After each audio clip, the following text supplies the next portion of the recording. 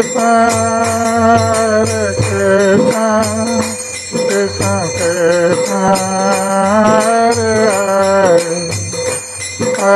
Rama, Rama Rama, Hare Hare। Shrimad Bhagavat के चतुर्थ स्कंद 25वां अध्याय श्लोक नंबर 28 का पाठ कर रहे हैं। इस अध्याय का नाम राजा पुरंजन के गुणों का वर्णन।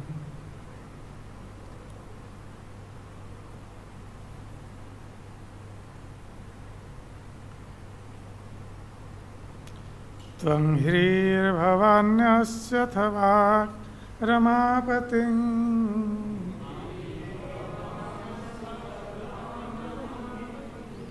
विचिन्वति किं मुनिवद्रहो वने त्वदङ्घ्रिकामाप्तसमस्तकामम् को पद्मकोशपतितः कराग्रात् त्वं ह्रीर्भवान्यस्य थवा रमापतिं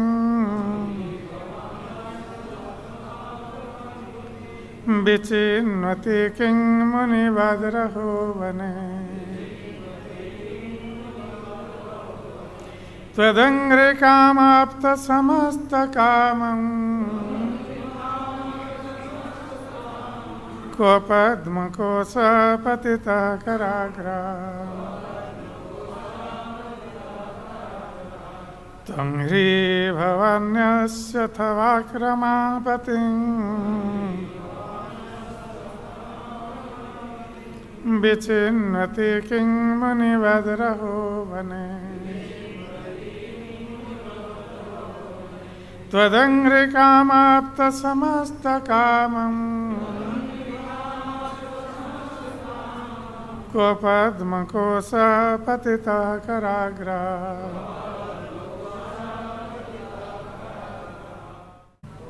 तुम ह्री लज्जा भवानी शिव की पत्नी असी हो अथ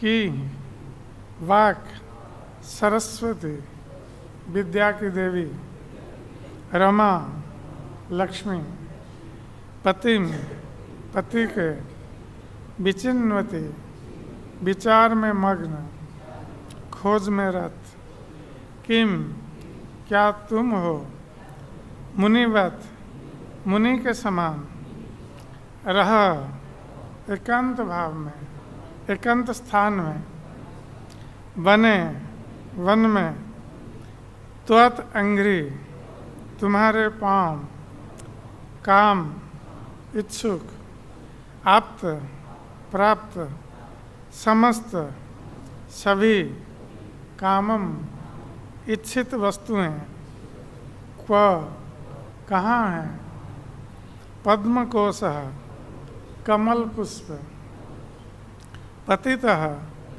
गिरा हुआ कर हाथ के अग्रात अग्रभाग से। इस श्लोक का अनुवाद और तात्पर्य श्रील प्रभुपाद के द्वारा अनुवाद।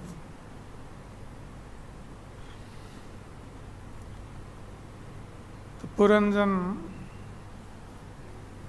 कह रहे हैं, हे सुंदर बाला, तुम साक्षात लक्ष्मी या भगवान शिव की पत्नी भवानी अथवा ब्रह्मा की पत्नी अर्थात विद्या की देवी सरस्वती के समान हो। यद्यपि तुम अवश्य में भी इनमें से एक हो, किंतु मैं तुम्हें इस वन में अकेले विचरण करती देख रहा हूँ। निसंदेह तुम मुनियों की भांति मौन हो। ऐसा तो नहीं है कि तुम अपने पति को खोज रही हो, चाहे तुम्हारा पति जो कोई भी हो, किंतु जिस तन्मयता से तुम उसे खोज रही हो, यह देखकर उसे सारे ऐश्वर्य प्राप्त हो जाएंगे। मैं सोचता हूँ कि तुम लक्ष्मी हो, किंतु तुम्हारे हाथ में कमल पुष्प नहीं है। अतः मैं पूछ रहा हूँ कि तुमने उसे कहाँ फेंक दिया। तात्पर्य, प्रत्येक व्यक्ति सोचता है कि वह सबसे बुद्धिमान है।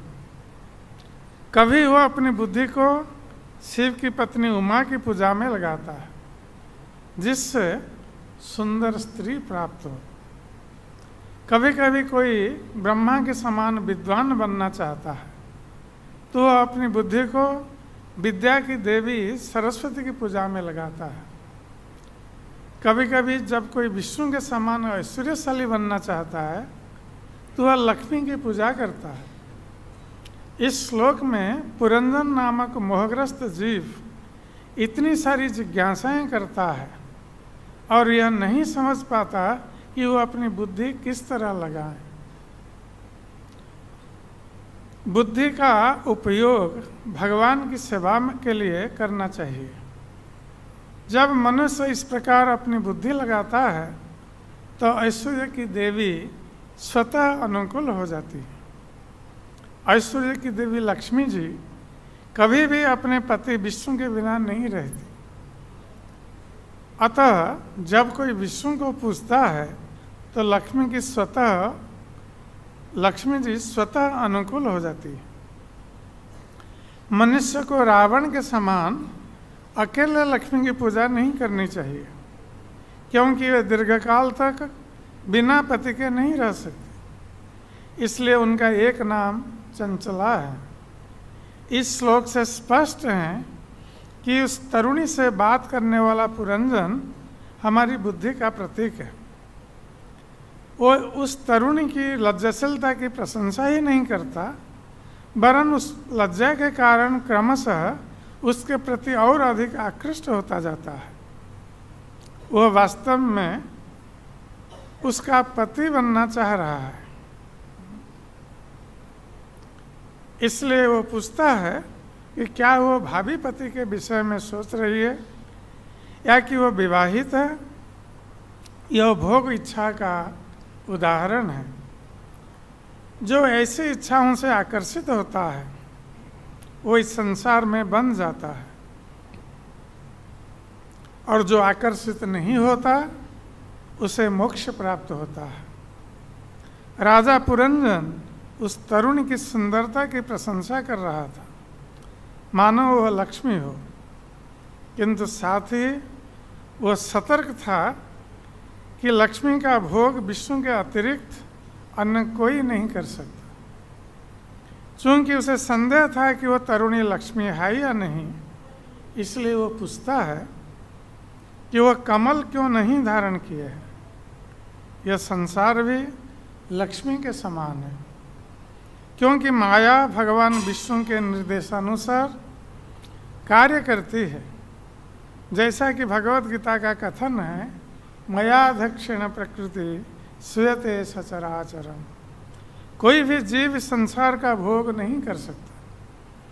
यदि कोई इसका भोग करना चाहता है, तो वह तुरंत रावण, हिरण्यकशिपु या कंस जैसा असुर बन जाता है। चूंकि रावण ऐश्वर्य की देवी सीता देवी का भोग करना चाहता था, अतः वह अपने परिवार, संपत्ति तथा ऐश्वर्य सहित विनष्ट हो गया। किंतु यदि भगवान विष्णु चाहें, तो माया को भोगा जा सकता है। अपनी इंद्रियों तथा इच्छाओं की पुष्टि का अर्थ है लक्ष्मी का नहीं अपितु माया का भोग।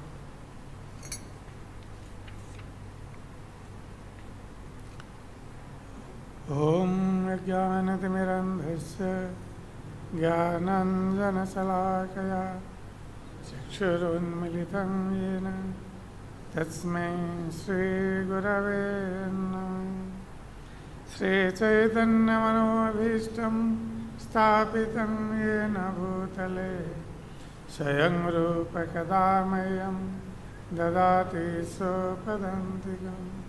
वन्देऽहं श्रीगुरो श्रीयुतपदकमलं श्रीगुरुन् वैष्णवंश्च श्रीरूपं साग्रजातं सगणरघुनाथ नितं तं सजीवं साद्वैतं सावधूतं परिजनसहितं कृष्णचैतन्यदेवं श्री राधा कृष्ण पादान् सगणललिता श्री विशाखान्वितंश्च हे कृष्ण करुणा सिंधो दीनबंधो जगत्पते गोपीश गोपिकाकान्त राधाकान्त नमस्तुते तप्त कंचन गौरांगी राधे वृंदावनेश्वरी वृषभानुसुते देवी प्रणमामि हरिप्रिये वंशाकल्पतरुभ्यश्च कृपा सिन्धुभ्येव च पतितानां पावनेभ्यो वैष्णवेभ्यो नमो नमः नमो महावदान्याय कृष्ण प्रेम प्रदायते कृष्णाय कृष्ण चैतन्य नाम्ने गौरतिसे नमः जय श्री कृष्ण चैतन्य प्रभु नित्यानंद श्री अद्वैत गदाधर श्रीवासादि गौरभक्तवृंद हरे कृष्ण कृष्ण कृष्ण हरे हरे हरे राम राम राम हरे हरे हरे कृष्ण कृष्ण कृष्ण हरे हरे हरे राम राम राम हरे हरे हरे कृष्ण कृष्ण कृष्ण हरे हरे हरे राम राम राम हरे हरे।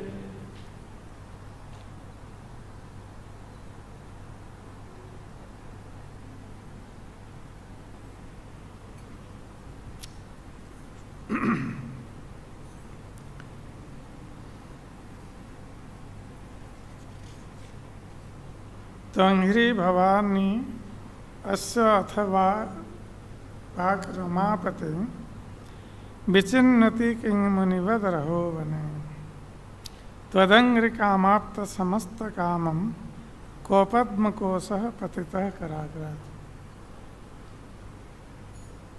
तो आज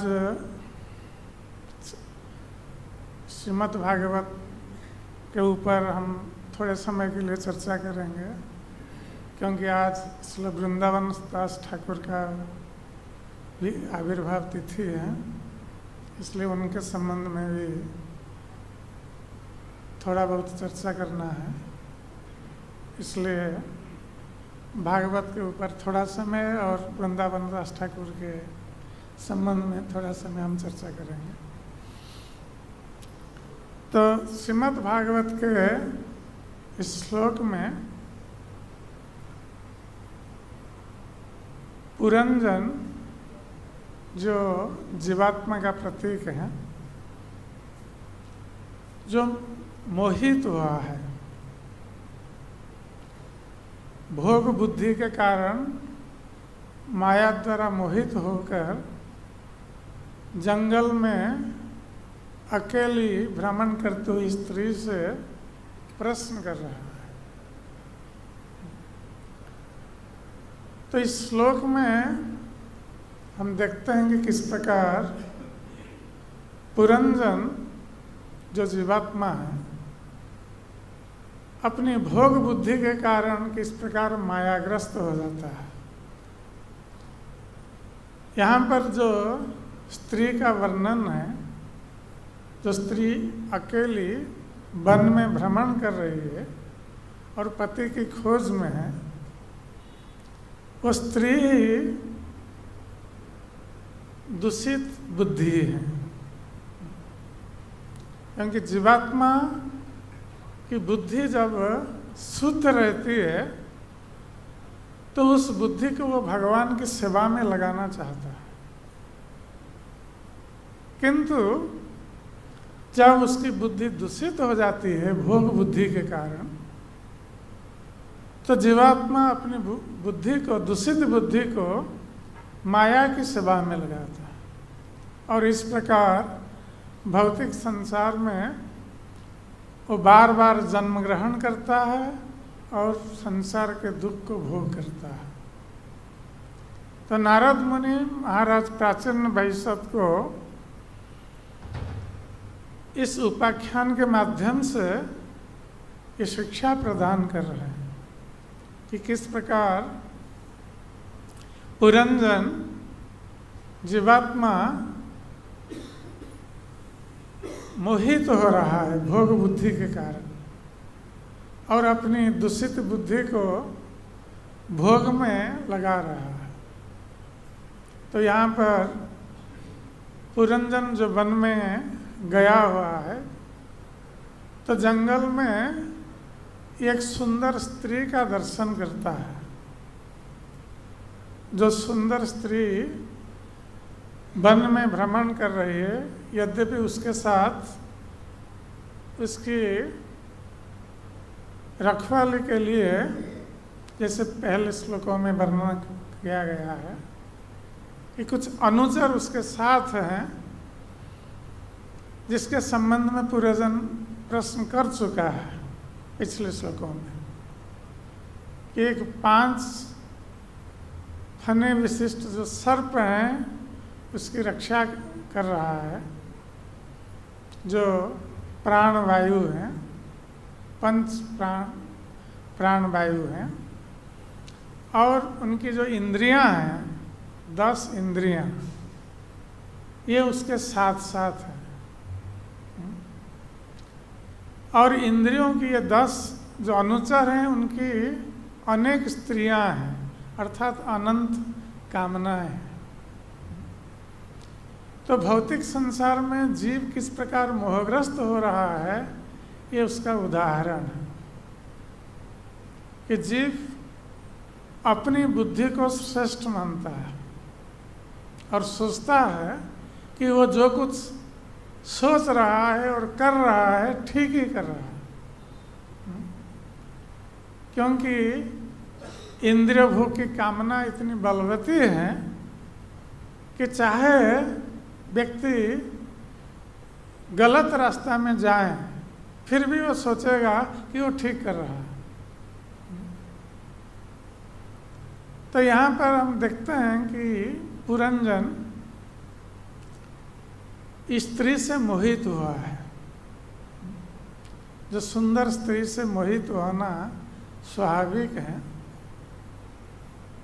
तो ये मोहित हुआ है और मोहित होकर स्त्री को अपनी ओर आकृष्ट करने के लिए ये प्रश्न कर रहा है पुरंजन।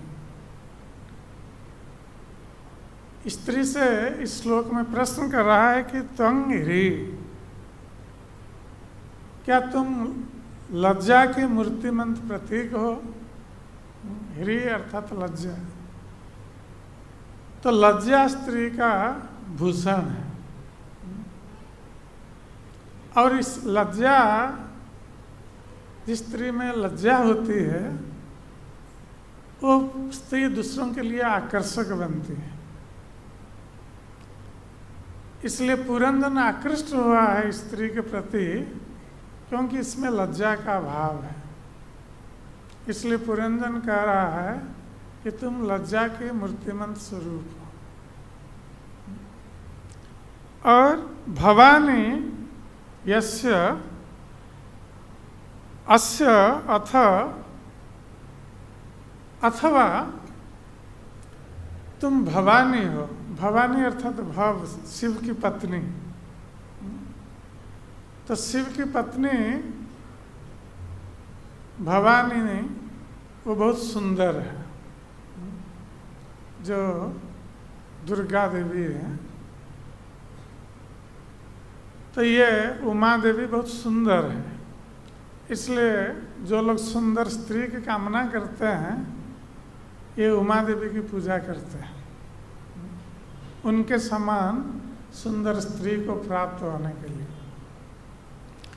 तो वस्तुतः बद्ध जीव जो माया द्वारा मोहित हैं वो स्त्री की कामना करता है भोग बुद्धि के कारण, और स्त्री के माध्यम से भोग करना चाहता है।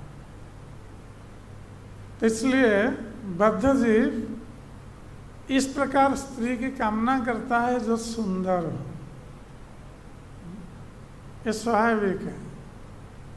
इसलिए पुरंदर प्रश्न कर रहा है कि तुम क्या भवानी हो, शिव की पत्नी हो, क्योंकि तुम बहुत सुंदर लगती हो, तो तू भवानी की तरह दिख रही हो, अथवा उमापति रमापति, बाक रमापति, अथवा तुम बाक देवी हो। बाक देवी अर्थात सरस्वती, जो ब्रह्मा जी की पत्नी है। तो ये सरस्वती बुद्धि का प्रतीक है। तो जो व्यक्ति संसार को भोग करना चाहता है स्त्री के माध्यम से, वो ऐसे स्त्री की कामना करता है जो रूपवती हो, सुंदर हो और बुद्धिमती हो। इसलिए पुरंदर कह रहा है कि तुम बाक देवी हो, सरस्वती हो, अथवा रमापति, रमा देवी, अथवा लक्ष्मी देवी हो। लक्ष्मी देवी ये ऐश्वर्य का प्रतीक है, क्योंकि संसार में लोग ऐश्वर्य प्राप्त करने के लिए लक्ष्मी देवी की पूजा करते हैं। किंतु प्रभुपाद जी कहते हैं कि लक्ष्मी देवी का स्वभाव है चंचला स्वभाव। जो लोग केवल लक्ष्मी देवी की पूजा करते हैं ऐश्वर्य धन की प्राप्ति के लिए, यदि लक्ष्मी देवी उन पर कृपा करती भी हैं तो थोड़े समय के लिए कृपा करती है, क्योंकि उनका स्वभाव ही चंचल स्वभाव है। वो अधिक समय तक एक स्थान पर नहीं रह सकते। तो इसलिए जहाँ पर केवल लक्ष्मी की पूजा होती है तो लक्ष्मी देवी वहाँ पर थोड़े समय के लिए रह सकती है, किंतु क्योंकि वो पतिव्रता पत्नी है नारायण की, इसलिए जहाँ पर नारायण हो वहाँ पर लक्ष्मी देवी के चंचल स्वभाव नहीं रहता है, चंचल स्वभाव नष्ट हो जाता है।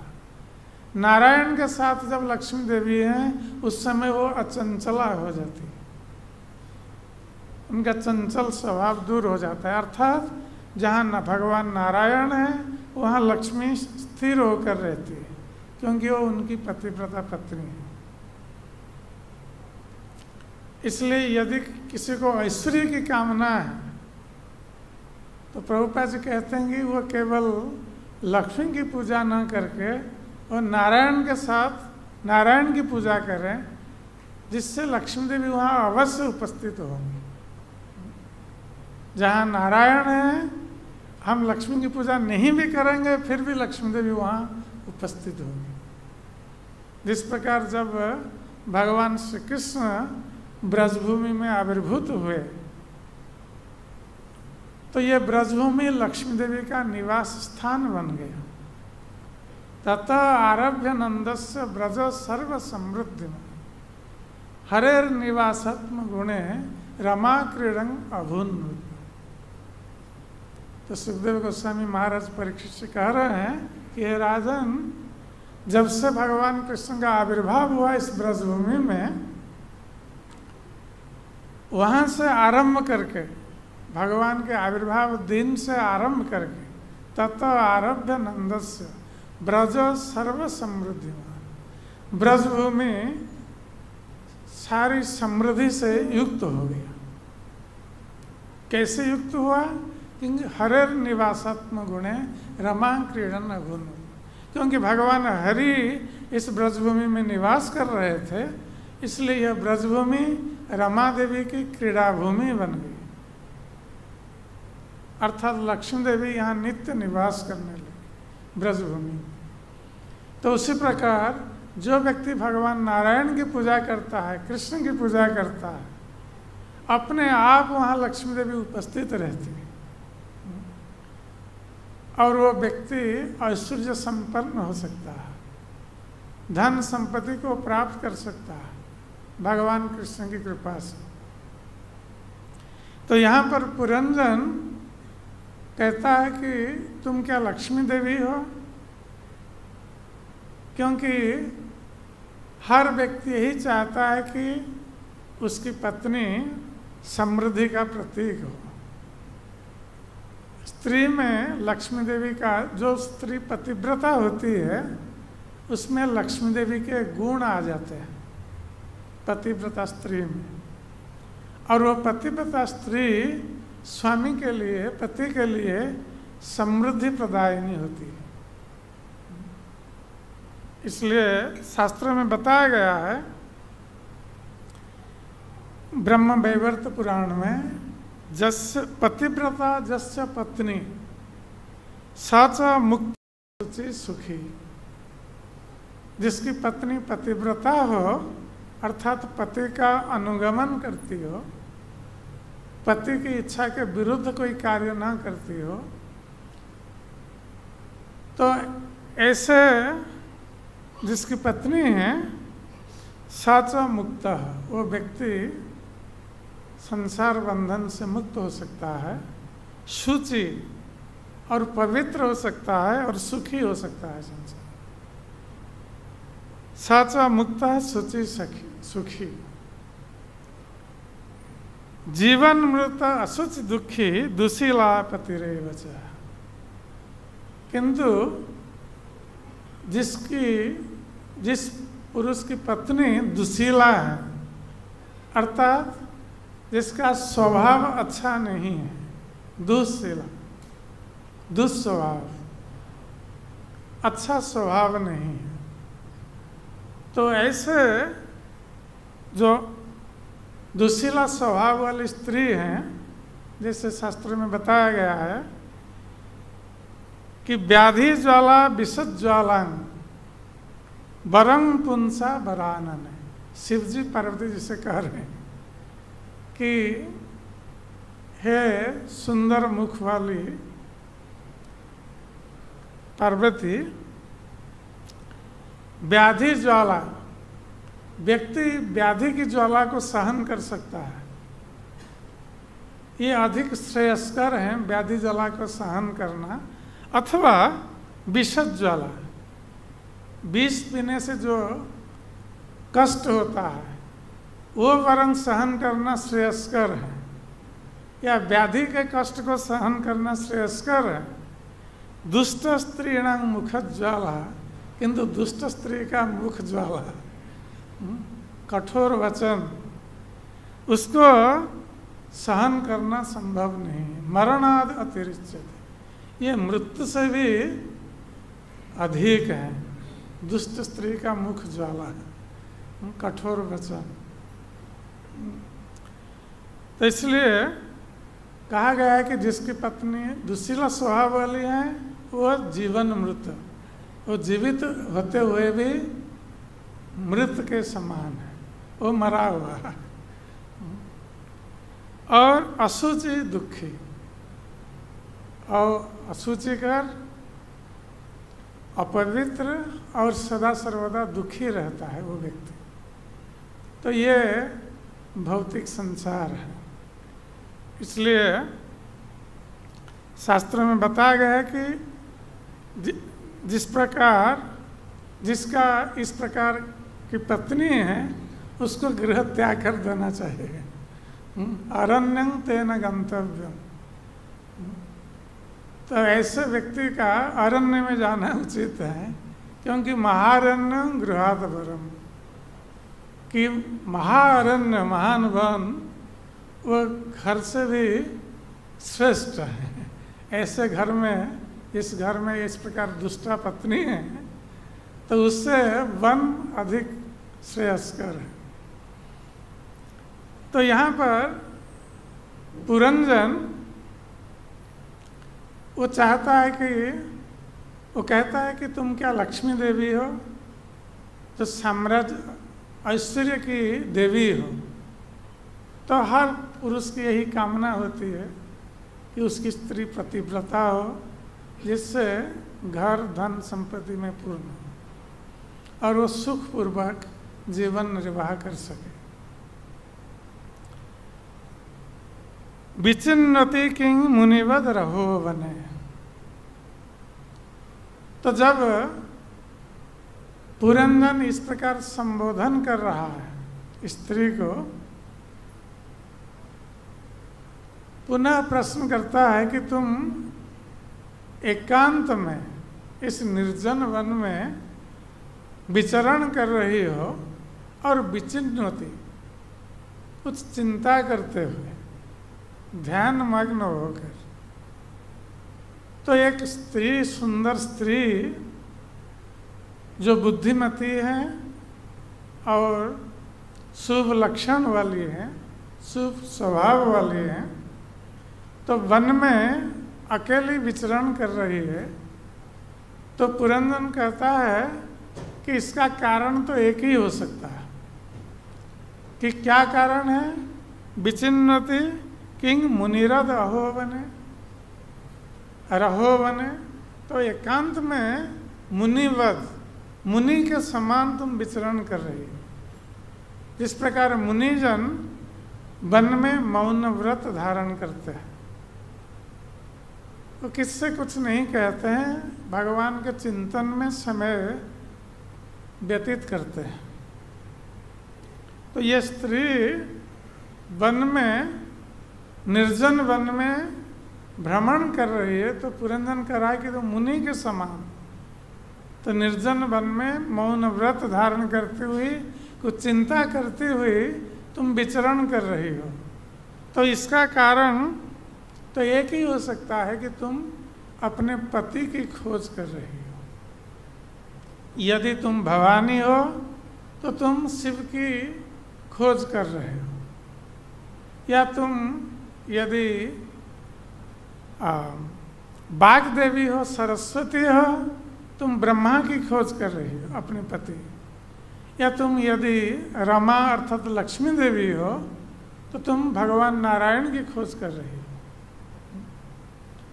तो जो व्यक्ति तुम्हारे जैसी स्त्री को प्राप्त करता है, तो त्वदंग्रि कामाप्त समस्त कामम, तुम्हारे चरण कमल की प्राप्ति से उस व्यक्ति की समस्त कामनाएं पूर्ण हो जाती है, क्योंकि तुम्हारे चरण कमल समस्त कामनाओं को पूर्ण करने में समर्थ है। तो ये स्त्री की प्रशंसा पुरंजन कर रहा है। ये स्वाभाविक है कि कोई पुरुष स्त्री को अपनी ओर आकृष्ट करना चाहता है तो इस प्रकार प्रशंसा करता है स्त्री। अति प्रशंसा या अति स्तुति इसको कहा जाता है कि स्त्री के चरण कमल की कृपा से व्यक्ति की सारी कामना पूर्ण होती है, तो ये अति स्तुति है। तो इस प्रकार जो व्यक्ति मोहग्रस्त है, स्त्री के प्रति आकृष्ट हैं, तो वो इस प्रकार कहना स्वाभाविक है। यदि पुरंदर ये कहता कि भगवान के चरण कमल की प्राप्ति से व्यक्ति की सारी कामनाएं पूर्ण होती है, तो अच्छा होता है, जो भी हो। किंतु यहाँ पर पुरंदर और एक बात लक्ष्य कर रहा है। उसने कह तो दिया स्त्री को कि तुम लक्ष्मी के समान हो, किंतु लक्ष्मी देवी का एक प्रतीक होता है जो हाथ में लीला कमल लिए हुए भ्रमण करती है। तो लक्ष्मी जी के हाथ में लीला कमल होता है, किंतु इस स्त्री के हाथ में लीला कमल नहीं है। इसलिए पुरंदर ने कहा कि को पद्म कोश पतितः कराग्रात, कि तुम यदि लक्ष्मी हो तो तुम्हारे हाथ में लीला कमल कहाँ है? तो तुम्हारे कराग्र से ये लीला कमल कहाँ पतित हुआ है, कहाँ तुमने फेंक दिया है? तो ये बहुत महत्वपूर्ण है। इसका अर्थ है कि यह स्त्री लक्ष्मी देवी नहीं है, क्योंकि इसके हाथ में लीला कमल नहीं है। और ये लीला कमल किसका प्रतीक है? विवेक का प्रतीक है।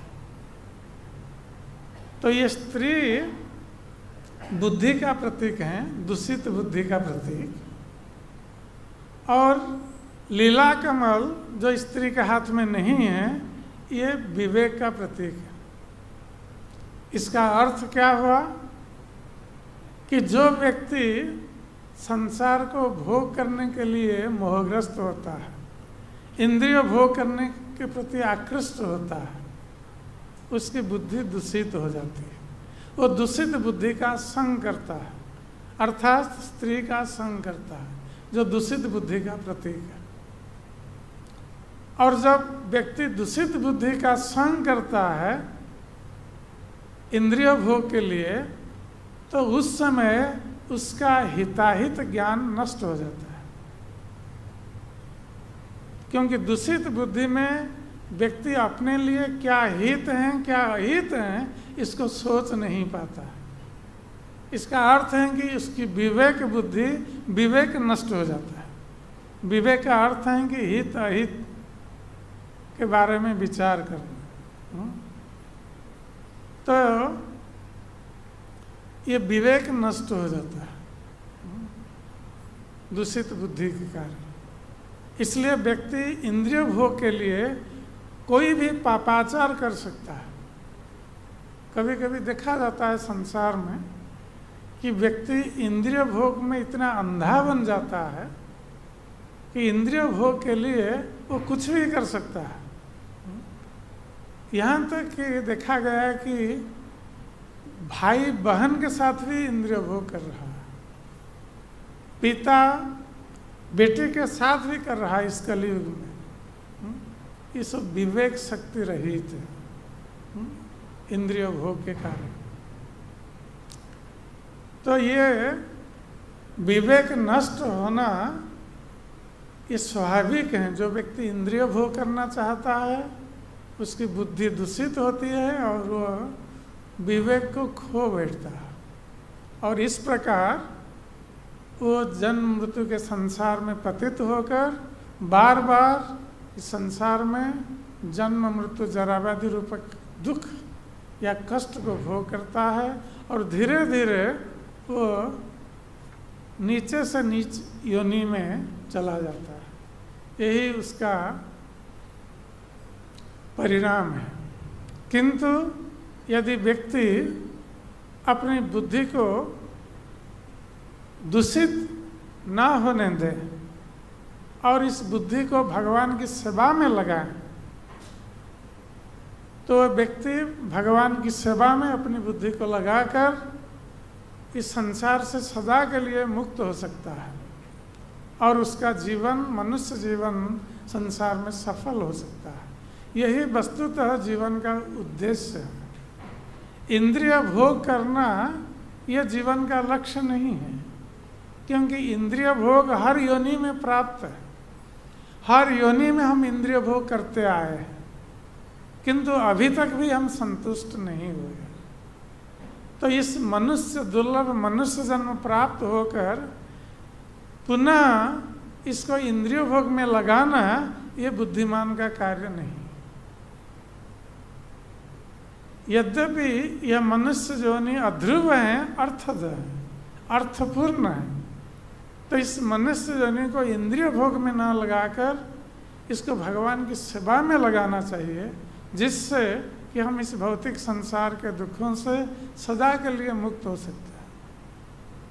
यही हमारे मनुष्य जन्म का उद्देश्य है, और नित्य सुख, नित्य आनंद को हम प्राप्त कर सकते हैं, जिसकी खोज करते हुए हम इस प्रकार भटक रहे हैं, विभिन्न योनि में भ्रमण कर रहे हैं और कष्ट प्राप्त कर रहे हैं। नित्य सुख की कामना करते हैं, किंतु इंद्रिय सुख से हम नित्य सुख प्राप्त नहीं हो सकते। यह इंद्रिय सुख यह थोड़े समय के लिए प्राप्त होता है, और उसका परिणाम होता है दुख। हर इंद्रिय सुख का परिणाम दुख होता है। यही संसार है। इसे न जातु काम कामेन उपभोगेन साम्यते। कामी व्यक्ति का काम, उसकी कामनाएं उपभोग से समेत नहीं होती, इसलिए इसमें इसका त्याग करना यह आवश्यक है। और भगवान की सेवा में अपनी बुद्धि को लगाना यही जीवन का उद्देश्य है। तो यहीं हम इस श्लोक के ऊपर चर्चा को बंद करते हैं और थोड़े समय के लिए श्री वृंदावन दास ठाकुर के संबंध में चर्चा करते हैं कि आज श्री वृंदावन दास ठाकुर की आविर्भाव तिथि है। और हम लोग जानते हैं कि श्री वृंदावन दास ठाकुर ने श्री चैतन्य भागवत या चैतन्य मंगल की रचना की है। चैतन्य महाप्रभु के जीवन के संबंध में, लीलाओं के संबंध में ये वृंदावन दास ठाकुर ने वर्णन किया है अपने ग्रंथ चैतन्य मंगल, जिसको चैतन्य भागवत बाद में कहा गया। तो कृष्ण लीला भागवते कहे वेदव्यास। तो भागवत में भगवान कृष्ण की लीलाओं का वर्णन है, जिसको वेदव्यास ने वर्णन किया है भागवत में, कृष्ण की लीलाओं के बारे में। किंतु चैतन्य लीलार व्यास वृंदावन दास। किंतु चैतन्य महाप्रभु की लीलाओं का वर्णन वृंदावन दास ठाकुर ने किया है। इसलिए चैतन्य लीला के व्यास वृंदावन दास कहे गए हैं। ये वेदव्यास के व्यासदेव के अवतार हैं वृंदावन दास ठाकुर, जिन्होंने चैतन्य महाप्रभु की लीलाओं का वर्णन किया है। वृंदावन दास कैल चैतन्य मंगल, जहाँ श्रवण नासे सर्व अमंगल। तो वृंदावन दास ठाकुर ने चैतन्य महाप्रभु की लीला के संबंध में जो ग्रंथ की रचना की थी, उसका नाम चैतन्य मंगल है, जिसको बाद में चैतन्य भागवत कहा गया है। और इसको चैतन्य मंगल क्यों कहा गया है कि चैतन्य महाप्रभु की लीलाएं सारे अमंगल को नाश कर देती, इसलिए इसको चैतन्य मंगल कहा गया। चैतन्य निताई जाते जानिए महिमा, जाते जानी कृष्ण भक्ति सिद्धांत रसीमा। तो इस चैतन्य मंगल ग्रंथ में चैतन्य महाप्रभु और नित्यानंद प्रभु की महिमाओं का वर्णन है, जिससे और जिसमें कृष्ण भक्ति के सिद्धांत, सर्वोच्च सिद्धांत का भी वर्णन है। कृष्ण भक्ति के सर्वोच्च सिद्धांत का वर्णन इस चैतन्य मंगल ग्रंथ में वृंदावन दास ठाकुर ने किया है। भागवते जत भक्ति सिद्धांत रसार, लिखिया छने यह जानी करिया उद्धार। तो भागवत में जिस प्रकार व्यासदेव ने भक्ति के सिद्धांत का वर्णन किया है, तो उसी प्रकार वृंदावन दास ठाकुर ने चैतन्य मंगल या चैतन्य भागवत में भक्ति के सिद्धांत के सार का वर्णन किया है। मनुष्य रचित नारे ऐसे ग्रंथ धन्य, वृंदावन दास मुखे भक्ता श्री चैतन्य। तो ये चैतन्य मंगल ग्रंथ की रचना इस प्रकार हुई है कि ये कृष्णदास कविराज गोस्वामी चैतन्य चरितामृत में कह रहे हैं। वृंदावन दास ठाकुर की प्रशंसा करते हुए कृष्णदास कविराज गोस्वामी कह रहे हैं कि मनुष्य रचित नारे ऐसे ग्रंथ धन्य। श्री चैतन्य महाप्रभु के बारे में ऐसे ग्रंथ की रचना कोई मनुष्य के द्वारा संभव नहीं।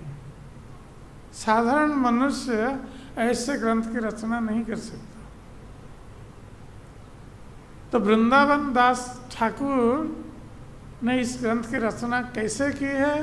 क्योंकि उनके मुख में वक्ता श्री चैतन्य महाप्रभु, चैतन्य महाप्रभु ही इनके कंठ में बैठ करके उन्होंने इस ग्रंथ को लिखवाया।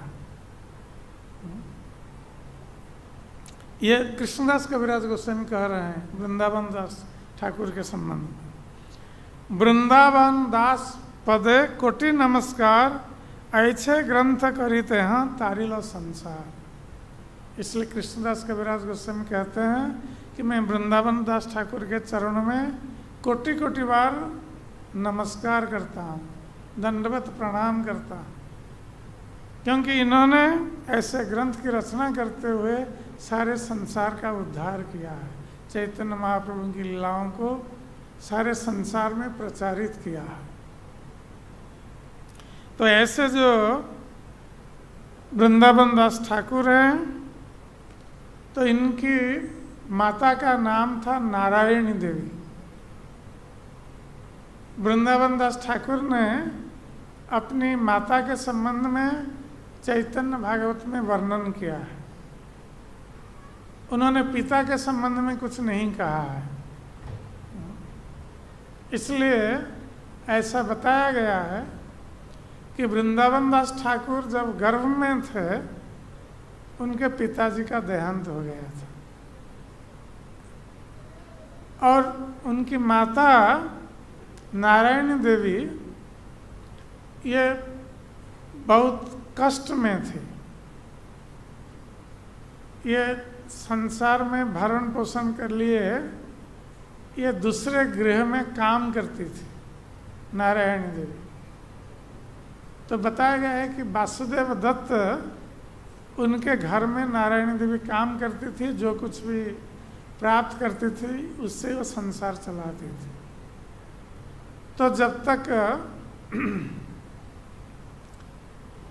इस प्रकार ये नारायणी देवी बहुत कष्ट से संसार चलाती थी। ये वस्तुतः श्रीवास पंडित की भातृ कन्या थी।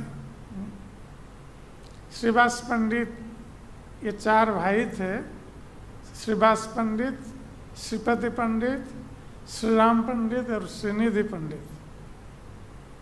ये चारों एक साथ रहते थे।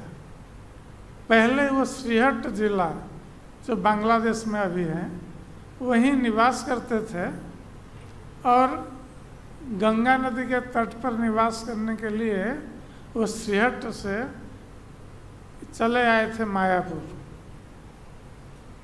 तो वहीं पर जब श्रीवास पंडित मायापुर में निवास करते थे, उस समय उनके भ्राता की कन्या ये नारायणी देवी थी और उनकी आयु बहुत कम थी उस समय, 4 साल की।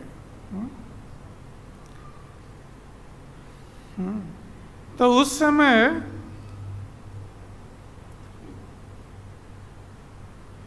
जब नारायण देवी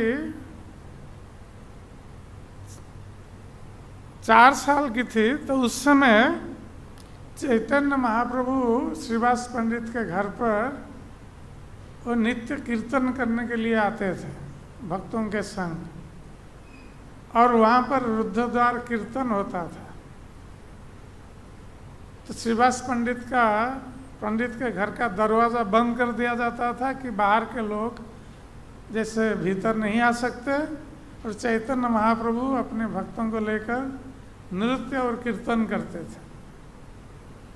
तो एक बार चैतन्य महाप्रभु भावावेश में आकर उन्होंने अपने स्वरूप का प्रदर्शन किया था अपने भक्तों को, और इस अवसर पर स्वरूप का प्रदर्शन करते हुए वो वरदान दे रहे थे अपने भक्तों को। इस समय चैतन्य महाप्रभु ने आदेश दिया नारायणी को, सर्वभूत अंतर्जामी श्री गौरंग चांद आज्ञाकाल नारायणी कृष्ण बोली कांद।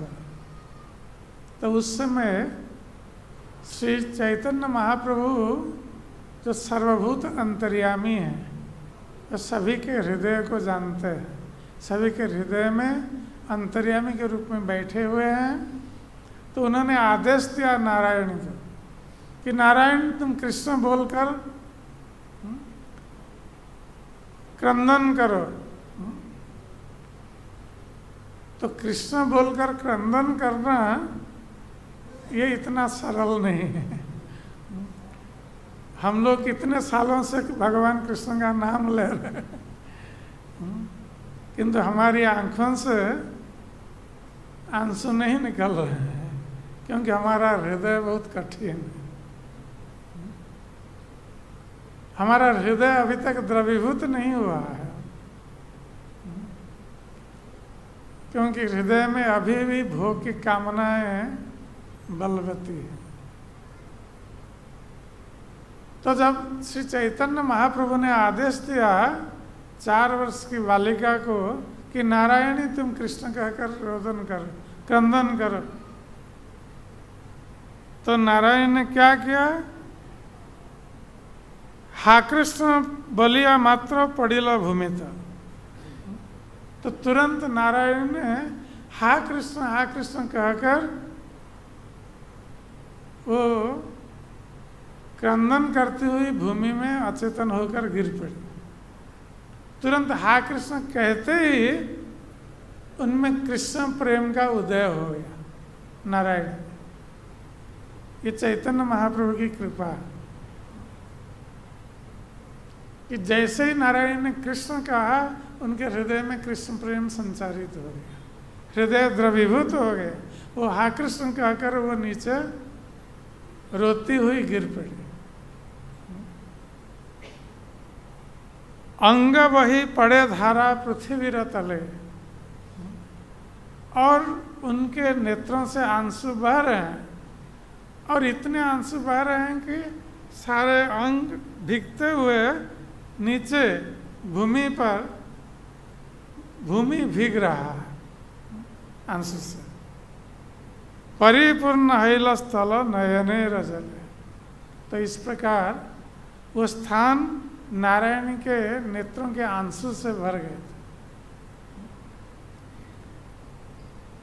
तो ये चैतन्य महाप्रभु की कृपा वृंदावन दास ठाकुर की माता ने नारायणी देवी ने प्राप्त की थी जब उनकी अवस्था 4 वर्ष की थी।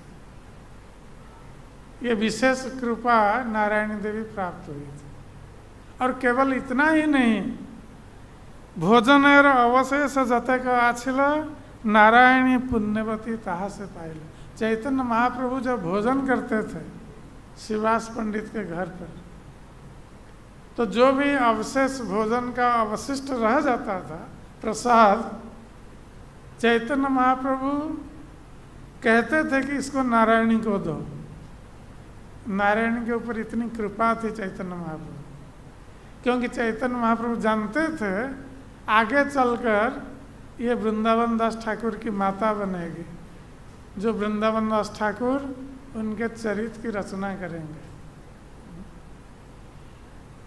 इसलिए चैतन्य महाप्रभु कृपा कर रहे थे वृंदावन दास ठाकुर की माता पर। शिवासर भातृसुता बालिका अज्ञान ताहा के भोजन शेष प्रभु पहलो दान। तो इस प्रकार एक अज्ञान बालिका को महाप्रभु ने अपना प्रसाद देकर उनको कृतार्थ कर दिया। तो इस प्रकार नारायण देवी बहुत सौभाग्यवती रही, महाप्रभु की कृपा को प्राप्त होकर, और ऐसे पुत्र को जन्म दिया जो सारे संसार में चैतन्य महाप्रभु के और नित्यानंद प्रभु के भक्त के रूप में प्रसिद्ध हुए। और उन्होंने चैतन्य महाप्रभु की लीलाओं का श्री चैतन्य मंगल चैतन्य भागवत में वर्णन किया। इसलिए शास्त्रों में बताया गया है कि ऐसे भक्तों को जो माता जन्म देती है, ऐसे भक्तों को जन्म देना, माता का जन्म देना वो सार्थक हो जाता है। कुलंग पवित्र जननी कृतार्थ। उस व्यक्ति के वंश कुल पवित्र हो जाते हैं और माता ऐसे पुत्र को जन्म देकर कृतार्थ हो जाती है। और वसुधरा वा वसतिश्च धन्य। और वो स्थान, वो भूमि भी पवित्र हो जाता है, तीर्थ में परिणत हो जाता है। नृत्यन्ति स्वर्गे पितरोपि तेषां जैसां कुले वैष्णव नामदे। और इस प्रकार उस वंश में, उस कुल में जो पितृपुरुष हैं, यदि वो अपने पाप कर्मों के कारण नरक यंत्रणा प्राप्त कर रहे होंगे तो नरक से उद्धार होकर स्वर्गलोक में वो नृत्य करते हैं। तो ऐसे भक्तों को जन्म देने के लिए वो माता कृतार्थ होती है और वो कुल पवित्र हो जाता है। तो श्री वृंदावन दास ठाकुर जिनकी आज जन्म तिथि है, इस प्रकार एक महान पुरुष को जन्म देकर माता नारायणी देवी कृतार्थ हो गई थी और हम लोग भी कृतार्थ हुए हैं ऐसे श्री वृंदावन दास ठाकुर को प्राप्त होकर, जिन्होंने चैतन्य लीला का वर्णन करते हुए हम लोगों को चैतन्य लीला का अमृत प्रदान किया है, जिस अमृत का पान करते हुए हम इस भौतिक संसार के दुखों से सदा के लिए मुक्त हो जाएंगे। जय श्री वृंदावन दास ठाकुर की, जय श्रीमती नारायणी देवी की, जय श्री चैतन्य महाप्रभु की, जय श्री नित्यानंद प्रभु की, जय श्री प्रभुपाद जी महाराज की, जय गौर भक्त वृंद की, निताय गौर ब्रह्मानंदे